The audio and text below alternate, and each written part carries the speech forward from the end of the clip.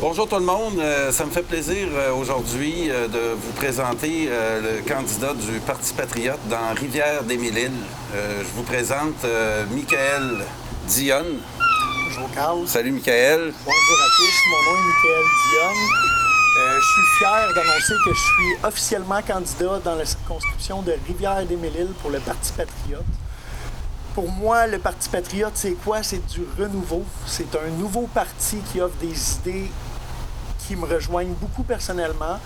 C'est un parti qui se démarque des anciens partis carriéristes, des anciens politiciens de métier, qu'on pourrait dire, qui ont toujours eu des belles promesses à nous faire, mais qui ne les ont jamais tenues. On est un parti clairement indépendantiste et pour moi, le combat est juste et noble. Le nom du Parti patriote l'évoque. On se relie beaucoup aux patriotes de Chénier, aux patriotes du 19e siècle. Et je suis très fier de pouvoir faire partie de ce parti. On est très fiers de te compter parmi l'équipe. Tu sais qu'on est deux. On est les deux premiers qui ont réussi à obtenir le nombre de signatures qui nous permet d'être les deux premiers candidat du Parti patriote. Et tu es aussi un père de famille. Exactement. Nouveau, la relève. Exactement. Et, c'est pour les enfants, c'est pour mes enfants qu'on se bat. C'est un combat qui est plus grand que moi. Il y en a qui vont me dire c'est des coups d'épée dans l'eau, c'est inutile ce que tu fais.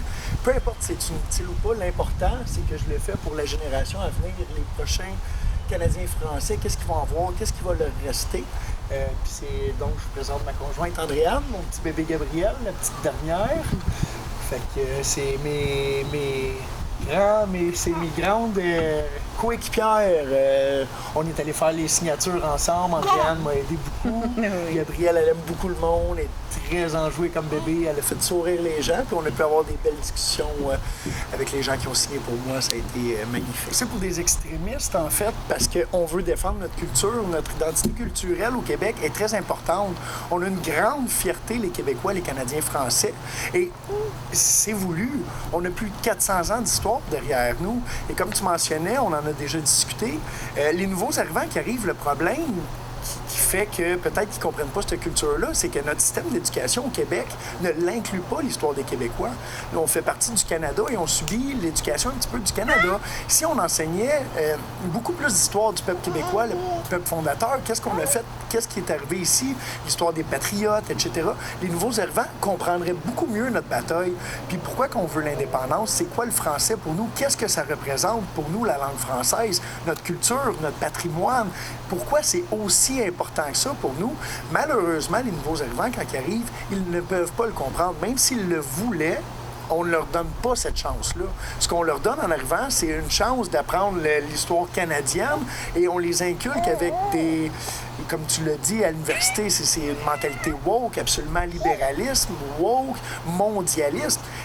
C'est dans l'éducation que ça se passe. Et l'histoire canadienne est remplie de contradictions. Et Michaël, tu sais qu'aujourd'hui, avant de venir te voir, on a été posé des pancartes autour du stade de Saputo et du Centre Bell, où on demande, le Parti patriote a mis ça dans sa plateforme, où on demande sur le territoire québécois que l'hymne national soit chanté qu'en français. C'est une chanson qui a été composée uniquement en français au début et qui représentait toute cette hymne-là s'adresse au peuple canadien-français et à son combat, si on lit attentivement les paroles. Et c'est pour ça aussi que je demandais à M. Saputo et à M. Jeff Molson de bien réfléchir à cette initiative-là, qu'en territoire québécois, par respect de nos ancêtres qui ont mené un combat, mais vraiment à visière ouverte, des gens, les patriotes, ont regroupé une grande majorité de la population avant de se faire écraser. C'est tellement essentiel de regarder une majorité au Québec de Canadiens français qui respectent leur souche, qui sont fiers de leur culture, puis une majorité de vote. C'est pas normal, comme tu peux le dire dans le référendum, toute la manipulation politique qu'il y a eu. On peut parler de la nuit des longs couteaux, du coup de la Brinks, ensuite de ceux qui ont immigré immédiatement au Québec, qui ont été envoyés par les libéraux pour voter. Il y a eu beaucoup de magouilles dans tout ça par Pierre Elliott Trudeau pour retirer le droit de vote. Puis la raison de ça, c'est que le Québec possède d'énormes richesses. Si le Québec se sépare, le Canada perd le fleuve Saint-Laurent. Le fleuve Saint-Laurent, c'est une richesse économique, non seulement pour le Canada, pour le Québec, mais aussi pour les États-Unis. La marchandise qui va rentrer, sortir du fleuve Saint-Laurent, elle devrait être taxée en territoire québécois, non en territoire canadien.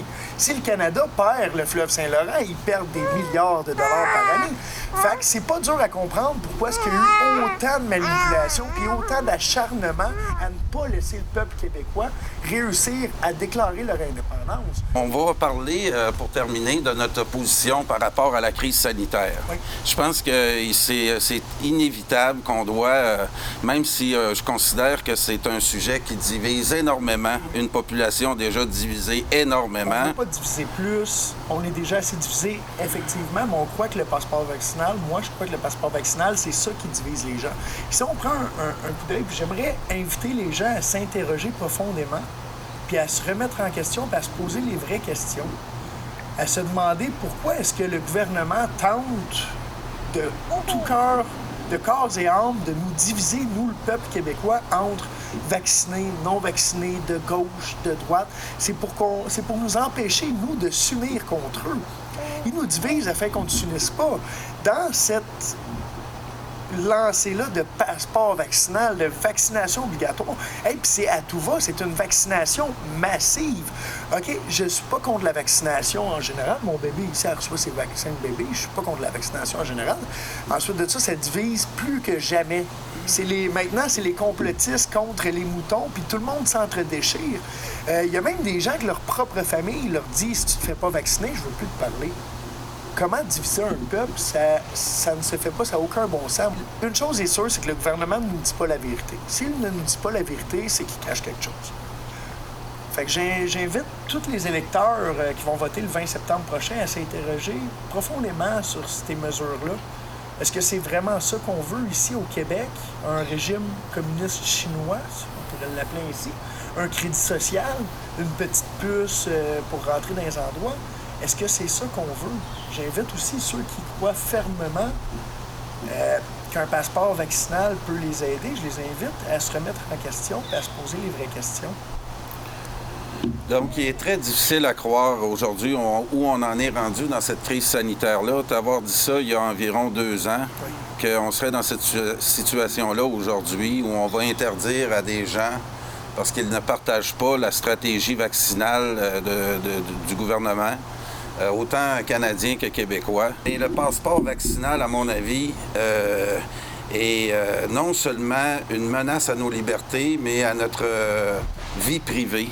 Absolument. Et ça, est-ce que ça va être une mesure temporaire que le gouvernement canadien est en train de mettre en place? On peut pas y croire parce que c'est une mesure temporaire de prendre un break de 3 semaines au début. C'est sûr que c'est temporaire. Oui. Ça fait 1 an et demi qu'on court après la carotte puis que la carotte va toujours plus loin. Alors là, quand on se fait dire c'est une mesure temporaire, c'est comme le défi 28 jours, c'est comme le couvre-feu d'hiver, ça revient... Un vaccin, 2 vaccins, là, on parle d'un 3e vaccin, là, donc... Là, en Israël, ils sont rendus à 4, ça s'en vient ici, 4 vaccins. Puis là, on parle des rappels aux 6 mois de tous ces vaccins-là.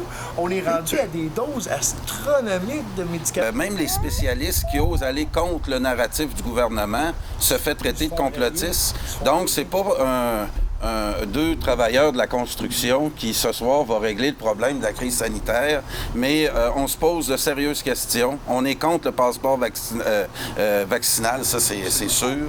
Et le reste, on suit le dossier comme la population. On remarque beaucoup de contradictions et on s'aperçoit qu'on n'est pas maître chez nous. La crise sanitaire qu'on a parlé tantôt, on a des inquiétudes, on a une certitude qu'on est contre le passeport vaccinal. Mais il y a une chose qu'on est sûr au Parti patriote, quelques 400 milliards que Justin Trudeau nous a endettés pendant cette crise sanitaire-là, c'est pas pour rien qu'il a déclenché les élections cet automne, parce que le pot va arriver, là. M. Trudeau a eu le beau rôle là-dedans. Et là, on va vivre les conséquences de ces choix-là dans les prochains mois. Si un gouvernement conservateur, par exemple, qui rentre, ça va être eux, les méchants. Et oui. Ça va être eux, les méchants, là, qui vont devoir ramener l'équilibre, le budget tu sais, Justin Trudeau, il disait, le budget va se balancer de lui-même. Oui, le budget va se balancer de lui-même, mais pas avec lui. Ah oui? Si les conservateurs rentrent, ils vont passer pour les méchants, là. Alors... Si les méchants, il va falloir qu'ils taxent, il va falloir qu'ils fassent la guerre à ceux qui ont fraudé la PCU. Il va falloir qu'ils aillent rechercher ces sous-là. Qu'est-ce qui va se passer? On va démoniser les conservateurs et à la prochaine élection, les libérales vont rentrer. C'est toute une stratégie. Où on n'a pas un mot à dire là-dessus. Malgré que Justin Trudeau est un gouvernement nettement minoritaire, ce système fédéral-là a réussi à nous endetter de près de 400 milliards. Et si on considère que le Québec représente environ 25 % de la population du Canada, ça veut dire que le Canada nous a endettés encore une fois de l'ordre de 100 milliards pour toutes sortes de projets là, où on ne sait pas où veut nous mener Justin Trudeau. Et j'espère qu'on va reprendre ce combat-là de la majorité canadienne-française au Québec. C'est le seul territoire maintenant à majorité canadienne-française. Et si on n'allume pas, si on reste dans la logique du grand jour, ben nos adversaires vont nous broyer comme on assiste en ce moment. Pierre Falardeau nous disait, si on lâche, ils vont nous piler dessus. Et un peuple qui meurt, ça meurt longtemps. Il faut être fier de nos racines. Il ne faut pas avoir peur de le dire. Et quand vous m'entendrez dire Canadien-Français, ben je perds pas mes idées d'indépendance. Pour moi, l'indépendance est l'objectif ultime. Mais en ce moment, on est dans un cul-de-sac. Et si on ne change pas de stratégie, ils vont nous enterrer vivants, l'autre bord. Donc, c'est ce que j'avais à vous livrer comme message ce soir.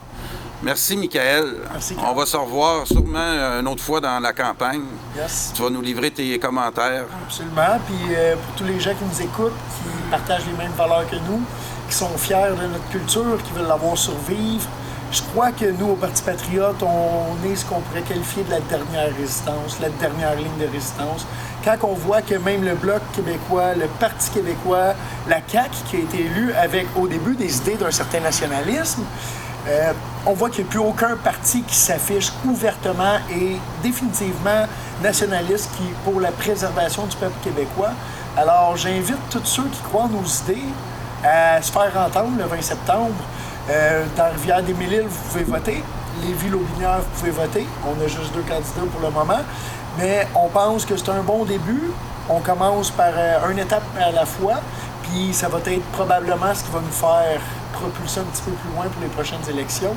Alors, on est là, on se bat pour vous, puis on travaille très fort tous ensemble. Merci. Merci.